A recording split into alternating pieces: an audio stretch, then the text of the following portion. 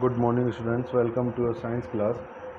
Students, कल की class में हमने theories related to origin of universe को डिस्कस किया था, जिसमें हमने थ्योरी ऑफ बायोसेंट्रिज्म और बिग बैंग थ्योरी को डिस्कस कर लिया था। ये दो थ्योरीज थी जो इमेजिनेशन और थ्योरीज या प्रिंसिपल्स पर ज़्यादा बेस्ड थी। इसमें कुछ एक्सपेरिमेंट्स या प्रैक्टिकल चीज़ें कम बताई गई थी इन दोनों थ्योरीज में। आज हम पढ़ने वाले हैं physical theories of origin of life. Physical theories का मतलब, फिजिकल चीज़ का मतलब क्या होता है जिसमें फिजिक्स यूज़ हो जाए। तो इन थ्योरीज में फिजिक्स के कुछ प्रिंसिपल्स को यूज़ करके बताया गया है। वो थ्योरीज के बारे में हम आज डिस्कस करेंगे। देखिए, ये फिजिकल थ्योरीज में 2-3 साइंटिस्टों ने अपने अपने जो बात कही है उनके बारे में हम यहाँ पढ़ेंगे। स्टार्ट करते हैं। On the basis of their observation, philosopher such as अरस्तु attempted to explain the origin of the organism with inanimate substances। अपने ऑब्जर्वेशन के बेस पर फिलोसोफर, दार्शनिक फिलोसोफर होते हैं जो कंसेप्ट देते हैं। जैसे अरस्तु, ये लिखा हुआ है अरस्तु, इसको हिंदी में कहते हैं अरस्तु। अरस्तु एक फेमस दार्शनिक या फिलोसोफर हुए थे अरस्तु। उन्होंने क्या एक्सप्लेन किया कि ओरिजिन ऑफ द ऑर्गेनिज्म, हम जो जीव हैं जितने भी लिविंग, उनका ओरिजिन कहाँ से हुआ है? Inanimate substances. इनएनिमेट सब्सटेंस का मतलब निर्जीव जो चीज़ें होती हैं, नॉन लिविंग जो चीज़ें होती हैं। इनएनिमेट शब्द का हिंदी मतलब होता है अचेतन, जिनमें कॉन्शियसनेस नहीं है, उनसे हम ओरिजिनेट हुए हैं ऑर्गेनिज्म। ये बात कही थी अरस्तु ने। According to this belief, living things have originated from inanimate things like from frog from mud, flies from rotten meat etc. इस कंसेप्ट में क्या कहा जाता है कि जो लिविंग थिंग है वो किससे ओरिजिनेट हुई है? बेसिकली नॉन लिविंग से। एग्जाम्पल भी क्या दिए गए? फ्रॉग यानी मेढक कहाँ से हुआ? कीचड़ में से पैदा हुआ। फ्लाइज, मक्खियाँ कहाँ से पैदा हुई? रोटेड मीट, रोटेड माने सड़ा हुआ, मीट माने मांस, सड़े हुए मांस में से। ये जो थ्योरी दी गई थी, इतनी बात कही गई किसके द्वारा? अरस्तु ने इस बात को कहा। ये हो गई एक थ्योरी। नेक्स्ट आते हैं अपन। The credit to reject the role of the God in the genesis of the organism and analyze the origin of the organism according to the law of nature goes to Charles Darwin। ये 3 line एक साथ लिखी हुई हैं। इनका मतलब है credit to reject the role of the god. God का रोल रिजेक्ट करने का जो क्रेडिट है कि गॉड जिसने ये बात कही, in the genesis of the organism, हम ऑर्गेनिज्म के जेनेसिस में, निर्माण में, और एनालाइज करने की जो बात उसने कही, और किसका कि ऑर्गेनिज्म का ओरिजिन अकॉर्डिंग टू किसके लॉ हुआ है? नेचर के लॉज के अकॉर्डिंग हुआ है। ये क्रेडिट किसको जाता है? चार्ल्स डार्विन को। अगर मैं हिंदी में इस लाइन को बोलूँ तो ये कही जाएगी कि ऑर्गेनिज्म के जेनेसिस में भगवान के रोल को रिजेक्ट करने का और नेचर के लॉज को अपनाने का क्रेडिट चार्ल्स डार्विन को जाता है। चार्ल्स डार्विन ने कहा कि भगवान ने कोई इंसान नहीं बनाए, ऑर्गेनिज्म नहीं बनाए, नेचर ने ये बनाए हैं। तो ये भी आपकी एक दूसरी फिजिकल थ्योरी हो गई। Next, Russian scientist Alexander Oparin in 1924 gave a theory named origin of life regarding the origin of the living organism from the non living. Oparin ने 1924 में एक थ्योरी दी ओरिजिन ऑफ द लाइफ, और उन्होंने भी क्या कहा कि जो लिविंग चीज़ें पैदा हुई हैं वो कहाँ से हुई हैं? नॉन लिविंग से हुई हैं।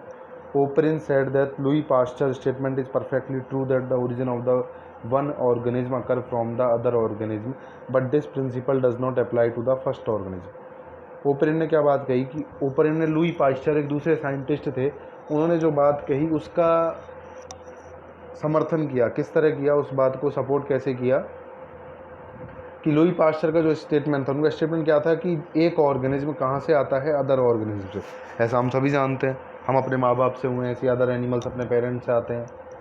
पर ये क्या कहा ओपरिन ने कि जो ये प्रिंसिपल है, कौन सा? कि एक ऑर्गेनिज्म अदर ऑर्गेनिज्म से आता है, ये प्रिंसिपल फर्स्ट ऑर्गेनिज्म पर अप्लाई नहीं होता, क्योंकि पहला ऑर्गेनिज्म कहाँ से आया होगा? अगर वो भी किसी और से आया होता तो फिर वो पहला बन जाएगा। तो इसके ऊपर ये वाला कंसेप्ट अप्लाई नहीं होता कि अदर से पहला आता है। तो फिर कौन सा कंसेप्ट है? तो फिर ओपरिन ने कहा इस बारे में कि the first creature would have originated from the inanimate substances. वही बात कही और ओपरिन ने भी अरस्तु वाली, कि जो पहला क्रिएचर मतलब प्राणी, ऑर्गेनिज्म, वो ओरिजिनेट हुआ होगा कहाँ से? वही इनएनिमेट मतलब नॉन लिविंग किसी चीज़ से ओरिजिनेट हुआ है। Oparin said that there is no fundamental difference between living and non living. Oparin ने क्या कहा कि जो लिविंग चीज़ें हैं, जितने हम जानवर, इंसान, पक्षी, अदर पेड़ पौधे हैं, और जो नॉन लिविंग जो भी थिंग्स हैं आपके आसपास की, उन दोनों में फंडामेंटल डिफरेंस नहीं है। फंडामेंटल मतलब बिल्कुल सिंपलर चले जाओ आप बिल्कुल अंदर, किस चीज़ से हम बने हैं वही चीज़ें उनमें भी मिलती हैं नॉन लिविंग में। Life has developed from the complex combination of chemical substances. Life जो है वो कॉम्प्लेक्स कॉम्बिनेशन है, बहुत जटिल कॉम्बिनेशन है किनका, केमिकल चीज़ों का, केमिकल्स का। The presence of methane on various celestial bodies is a sign of the fact that the atmosphere of the early earth due to the presence of the methane, ammonia, hydrogen, water vapour was extremely reducing. The presence of methane on various celestial bodies, जितनी भी celestial bodies, अर्थ हो गई, other planets हो गए, stars हो गए, सब पर ज़्यादातर क्या मिली है, मीथेन मिली है। तो ये किस बात का सिग्नेचर है, किस बात का साइन है कि जो एटमॉस्फेयर का अर्ली अर्थ है वो किससे बना है, मीथेन गैस से बना है। मीथेन गैस होती है आपकी CH4। अमोनिया से बना है, अमोनिया होती है NH3, hydrogen H2 and water vapour H2O। इन गैसों से आपके क्या बने हैं, एटमॉस्फेयर बने हैं। The complex compounds made by the combination of these elements have combined further and created more complex compound. अब जो कॉम्प्लेक्स कंपाउंड बने वो इन जो ऊपर के कंपाउंड पड़े आपने, मीथेन, अमोनिया, हाइड्रोजन, वाटर, इनके कॉम्बिनेशन से बन गए। और फिर जो ये वाले कॉम्प्लेक्स कंपाउंड थे ये आपस में जुड़ते चले गए और उन्होंने क्या बना दिए, मोर कॉम्प्लेक्स कंपाउंड बना दिए। इस तरह फॉर्मेशन होती चली गई। Different configuration of these complex compound have led the foundation of the life. और ये कॉम्प्लेक्स कंपाउंड अलग अलग तरह से जुड़ते चले गए, इनके फाउंडेशन या कॉन्फ़िगरेशन अलग अलग होते चले गए और फिर क्या बन गई, फाइनली लाइफ बन गई। Once started, these biological systems would have moved ahead on the path of the competition and struggle and ultimately created the present animated world। देखिए लास्ट लाइन क्या लिखी, जब ऐसा स्टार्ट हो गया कॉम्प्लेक्स फॉर्मेशन बनना, तो अब जो बायोलॉजिकल सिम्टम आए, जो हम बायोलॉजिकल लिविंग चीज़ों के सिम्टम हैं, वो कंपटीशन होने लगा कि कौन जिंदा रहेगा, जो ज़्यादा पावरफुल होगा, जो ज़्यादा दिमाग जिसमें होगा, जो ज़्यादा सोर्सेज को इकट्ठा करेगा, ज़्यादा सोर्सेज को यूज़ करेगा। और उनमें स्ट्रगल होता रहा खाने के लिए, एक दूसरे को खाते हैं जानवर। अब भी आपने देखा है वेजिटेरियन, नॉन वेजिटेरियन जो जानवर होते हैं, तो जो पावरफुल होगा वो तो बच जाएगा, दूसरा ख़त्म हो जाएगा। और इस तरह ये जो अभी हम प्रेजेंट टाइम में जो भी देख रहे हैं, क्या वर्ल्ड हमारे सामने, एनिमेटेड जो वर्ल्ड है वो हमारे सामने बनकर आया है। जैसे अभी की बात करें, अभी कोरोना चल रहा है, तो कोरोना से हम इंसान तैयारी कर रहे हैं लड़ने की, स्ट्रगल है ये हमारा। अगर हमारे पास स्ट्रगल करने के लिए दिमाग नहीं होता, रिसोर्सेज नहीं होते, तो ये कोरोना हमको क्या कर सकता है, डिस्ट्रॉय कर सकता है। तो इम्यूनिटी क्या हो जाएगी, डिस्ट्रॉय। तो एक तरह के एक तरह की कैटेगरी ख़त्म हो जाएगी दुनिया से, इंसानों वाले जो ऑर्गेनिज्म वो क्या हो जाएंगे, ख़त्म हो जाएंगे। तो इस तरह स्ट्रगल चलता रहा और जो ख़त्म होते चले गए वो एक्सटिंक्ट हो गए, जो बचे हुए हैं वो हमें। अच्छा, ये ओपरिन की थ्योरी आपके स्टेप्स आपकी 9th की बुक के चैप्टर 5 में हमने पढ़े थे। आप चाहें तो, लास्ट में हमने यही चीज़ डिस्कस की थी क्लास में, तो आप चाहें तो अपनी बुक में जाकर उन पॉइंट्स को वापस रीड कर लें, आपको सब रिकॉल हो जाएगा जो हम यहाँ इस चैप्टर में पढ़ रहे हैं, आपको समझने में ज़्यादा आसानी होगी। ये थी ओपरिन की थ्योरी। नेक्स्ट थ्योरी आती है हल्डेन की। In 1929 JBS Haldane expanded the views of the Oparin. इन्होंने ओपरिन की व्यूज़ को क्या किया और आगे एक्सपेंड किया। Haldane divided the events from the origin of the earth to the formation of the nucleated cells in 8 stages. Haldane ने इन जो क्या की, origin of the earth, starting में जब से अर्थ बनी है तब से जो चीज़ें हुई हैं उनसे लेकर लाइफ सेल बनने तक, जो अभी सेल है हमारे अंदर बॉडी के अंदर, उसकी फॉर्मेशन तक के पूरी चीज़ों को कितने पार्ट्स में डिवाइड किया, 8 पार्ट्स में डिवाइड कर दिया, 8 स्टेप में। Haldane said that after separation from the sun the earth gradually cool down and a variety of elements developed on it. Haldane ने कहा कि जब अर्थ सन से अलग हुई तो वो धीरे धीरे कूल डाउन हुई और उसमें क्या बनते चले गए, वेरियस एलिमेंट्स बन गए। Heavy elements went toward the center of the earth and the hydrogen, nitrogen, oxygen and argon made the initial atmosphere। जो हैवी चीज़ें थी वो तो क्या आ गई, अर्थ के सेंटर की तरफ बढ़ गई, कोर की तरफ।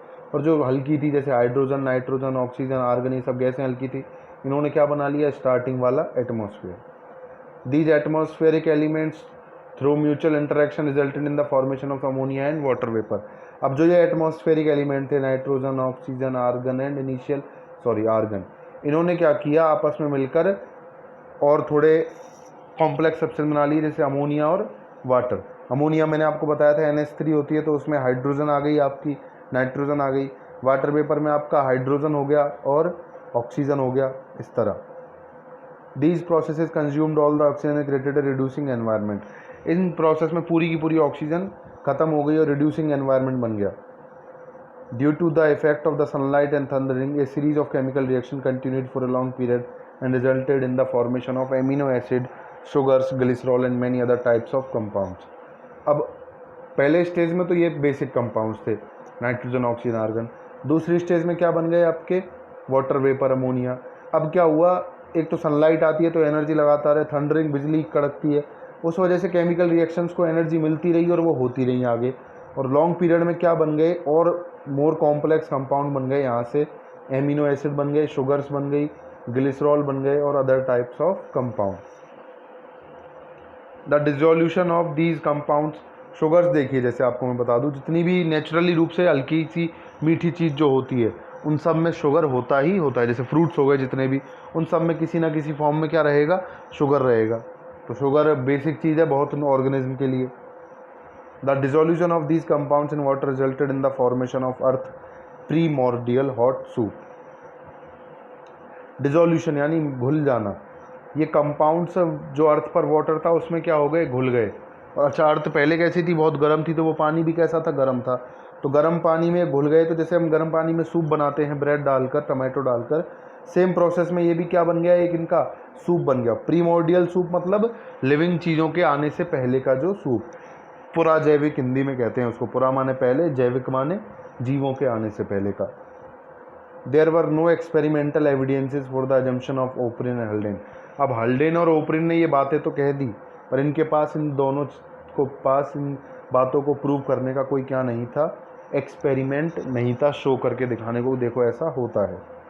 अब आते हैं नेक्स्ट थ्योरी, मिलर्स की। इन 1953 स्टेन ने Miller supported the ideas on Oparin and Haldane by publishing. Miller ने 1953 में ओपरिन और हल्डेन के आइडिया को क्या किया, सपोर्ट किया। और क्या पब्लिश किया उन्होंने, possible production of amino acid in the early stages of the अर्थ। कि स्टेज, अर्ली स्टेज जब अर्थ बन रही थी तो यहाँ एमिनो एसिड बने होंगे। ये बात ऊपर अभी हल्डेन ने कही थी, यहाँ आपने पढ़ा, इस पॉइंट पर आपने ये बात पढ़ी, एमिनो एसिड का फॉर्मेशन यहाँ होता है, शुगर, ग्लिसरॉल का। तो इस बात को मिलर ने सपोर्ट किया। क्या उन्होंने पब्लिश किया एक रिसर्च अपना, पॉसिबल प्रोडक्शन, पॉसिबल हो सकता है प्रोडक्शन किसका, एमिनो एसिड का, अर्ली स्टेजेस ऑफ द अर्थ। उन्होंने अर्थ के अर्ली स्टेज जैसा एटमॉस्फेयर बनाया लैब में, और उसमें किसका प्रोडक्शन करके दिखा दिया, एमिनो एसिड का। मिलर एक्सपेरिमेंट भी आपने 9th के उसी चैप्टर में पढ़ा है, 5th चैप्टर में।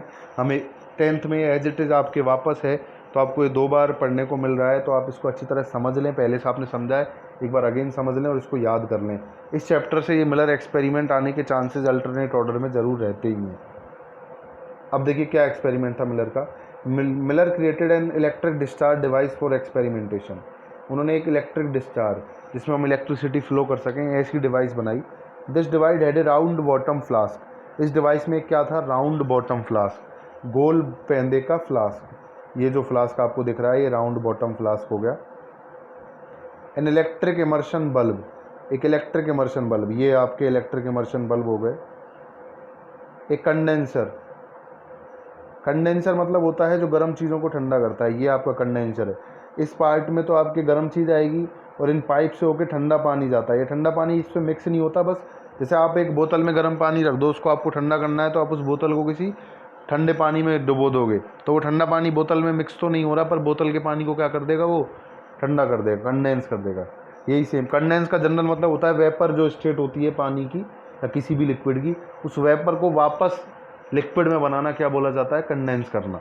तो यहाँ ये काम करेगा।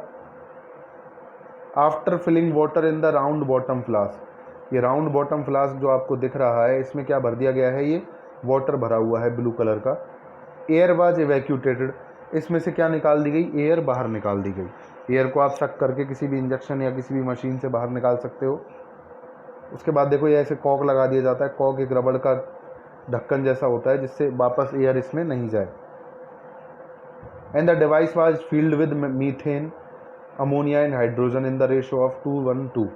अब इसमें क्या भर दिया गया, मीथेन भर दी गई, अमोनिया भर दी गई और हाइड्रोजन इस फ्लास्क में जो बेसिक एलिमेंट थे अर्थ के फॉर्मेशन में वो अभी डाले गए। किस रेशो में, 2:1:2 इस रेशो में, 2 part methane, 1 part ammonia and 2 part hydrogen. अब इस एक्सपेरिमेंट को करने का बेसिक आइडिया क्या है, आपने अभी ऊपर पढ़ा कि सबसे पहली स्टेज में क्या बने, हाइड्रोजन, नाइट्रोजन, ऑक्सीजन, आर्गन, उनसे मिलकर क्या बने थे, अमोनिया और मीथेन, हाइड्रोजन भी थी। तो यहाँ उसने उन बेसिक चीज़ों को ले लिया है। और अब अगर इस एक्सपेरिमेंट के रिजल्ट में कहीं एमिनो एसिड बन के आ जाता है तो ये बात प्रूव हो जाएगी कि जो हल्डेन और ओपरिन ने कहा वो कैसा है, सही है। Using electrical discharges water was boiled and the steam, water देखो यहाँ इलेक्ट्रिकल डिस्चार्ज दिया गया और पानी को क्या किया गया, बॉईल किया गया। अब जो स्टीम बनी पानी से उसको क्या किया गया, cause the rotation of gases in a continuous circle, एक कंटिन्यूस सर्किल में इनके रोटेशन को, गैसेज का रोटेशन किया गया। देखिए कैसे, यहाँ ये गर्म हो रहा है, इसमें से स्टीम बनेगी, स्टीम इस पाइप में होते हुए ऐसे कंटिन्यूसली क्या करेगी, यहाँ से होते हुए वापस यूँ इधर से इधर, इधर से ऐसे ये क्या करेगी, रोटेट करेगी। After condensation the water vapour released from the electric discharge bulb could be collected for analysis. देखिए आप डायग्राम से एक बार इसको समझ लीजिए।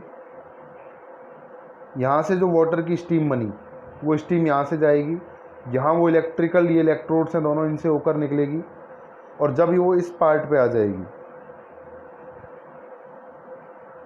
यहाँ जब स्टीम आएगी तो यहाँ वो स्टीम क्या कर दी जाएगी, कंडेंस यानी ठंडी कर दी जाएगी और यहाँ से वो वापस किस में बदल जाएगी, लिक्विड में बदल जाएगी। ये लिक्विड आपको दिख भी रहा होगा, ब्लू कलर का लिक्विड भर रखा है। अब ये लिक्विड यहाँ से होके जाएगा और वापस इस पार्ट में आ जाएगा, लेकिन वापस यहाँ से क्या होगा, गर्म हो जाएगा। पर यहाँ एक सैम्पलिंग के लिए हमने एक थोड़ा सा बीकर टाइप कुछ लगा दिया है जिससे लिक्विड की जो बूंदें हों वो यहाँ क्या की जा सकें, इकट्ठी की जा सकें। एक्सपेरिमेंट 1-2 दिन में रिजल्ट नहीं देते तो मिलर ने 5-6 दिन, 10 दिन, 20 दिन, जितने भी दिन ये रोज़ाना एक्सपेरिमेंट करके देखा होगा और रोज़ इसमें से सैंपल इकट्ठा करके उसको अलग से फिर चेक किया होगा। तो इस सैंपल में उसे क्या मिले होंगे, एमिनो एसिड मिले होंगे। इस तरह ये एक्सपेरिमेंट हुआ है। तो यही बात यहाँ लिखी हुई है कि आफ्टर कंडेंसेशन, कंडेंस होने के बाद जो वाटर वेपर था वो इलेक्ट्रिक डिस्चार्ज बल्ब जो आपको बताया डायग्राम में उससे निकला और क्या हुआ, कुड बी कलेक्टेड, उसको हम कलेक्ट कर सकते थे एनालिसिस के लिए। मिनर ने एनालाइज किया that the condense fluid obtained after 1 week continued electric discharges. अच्छा, मिलर ने 1 हफ्ते तक देखिए इस कंडेंस फ्लूइड को क्या किया, ऑब्टेन किया। 7 दिन उन्होंने एक्सपेरिमेंट किया। फ्लूइड एनालिसिस, फ्लूइड जो द्रव होता है, जो लिक्विड पार्ट, जो भाप वेपर ठंडा हुआ, कंडेंस हुआ, उससे जो निकला सैंपल में, उसको जब एनालाइज किया तो क्या मिला, revealed the presence of various type of organic compounds. Revealed यानी उसने शो करके दिखाया कि तरह तरह के ऑर्गेनिक कंपाउंड उसके अंदर आ चुके थे, जैसे कि अमीनो एसिड और एसिडिक एसिड ETC, ये कंपाउंड उसके अंदर आ चुके थे। तो अभी आपने देखा, वाटर लिया, उसमें से एयर भी बाहर निकाल दी, एयर बाहर निकालते ही उसमें कुछ लिविंग चीज़ बची नहीं होगी, वाटर में लिविंग चीज़ नहीं बची होगी, उसको गर्म किया, सारे वेपर बन के गए और उन वेपर से हमें कैसे कंपाउंड मिल गए, ऑर्गेनिक कंपाउंड यानी लिविंग चीज़ मिल गई। तो ये बात प्रूव हो जाती है कि आपका नॉन लिविंग थिंग से लिविंग थिंग बनी होंगी। अब एक बार डायग्राम देख लीजिए मिलर एक्सपेरिमेंट। देखिए इस डायग्राम में ये H2O वाटर भरा लिक्विड फॉर्म में, इस वाटर को यहाँ से गर्म किया तो यहाँ से वेपर निकला। ये इसका डायरेक्शन ऑफ सर्कुलेशन एरो में दिख रहा है आपको। यहाँ देखो ये वैक्यूम क्यों लगाया है, जिससे कोई अदर गैस इसके अंदर नहीं आ जाए। ये वेपर हमें केवल किसके चाहिए, इस पानी के चाहिए। ये जब वेपर यहाँ से ऐसे जा रहे थे, ये इस इलेक्ट्रोड्स में से होके निकले। यहाँ गैस मिक्सचर है आपका, methane, CH4, NH3 ammonia, H2O water और H2 हाइड्रोजन। ये वेपर में इनका ही मिक्सचर है। अब ये गैस मिक्सचर क्यों बोला गया, क्योंकि यहाँ से लिक्विड किस फॉर्म में बन चुका है, गैस के फॉर्म में बन चुका है। अब ये गैस मिक्सचर यहाँ जाएगा, इस पार्ट में क्या हो जाएगा, कंडेंस। यहाँ से एंटर तो वेपर हो रहा है बाहर, लेकिन क्या निकलेगा, लिक्विड फॉर्म निकलेगा, क्योंकि यहाँ क्या लगा दिया गया है, कूलिंग सिस्टम, ठंडा करने के लिए। तो यहाँ से जब निकलेगा तो वेपर ठंडा होकर क्या बन जाएगा, लिक्विड। लिक्विड ऐसे फ्लो होगा, यहाँ पे हम लिक्विड को सैंपल के लिए इकट्ठा कर सकते हैं और जो बचा हुआ है वो वापस इसमें चला जाएगा। ऐसे उन्होंने सैम्पलिंग इकट्ठा करके अपना एक्सपेरिमेंट कंप्लीट किया था। ओके, आज के लिए हम इतना ही पढ़ेंगे, बाकी थ्योरीज हम कल की क्लास में पढ़ेंगे। आप इस पूरी थ्योरी को, ये इंपॉर्टेंट थ्योरी है, इसको एक बार रिवाइज करें कि कौन कुछ समझें, कुछ नहीं समझ आए तो आप हमें डाउट भेज दें। Thank you so much, all the best for your studies.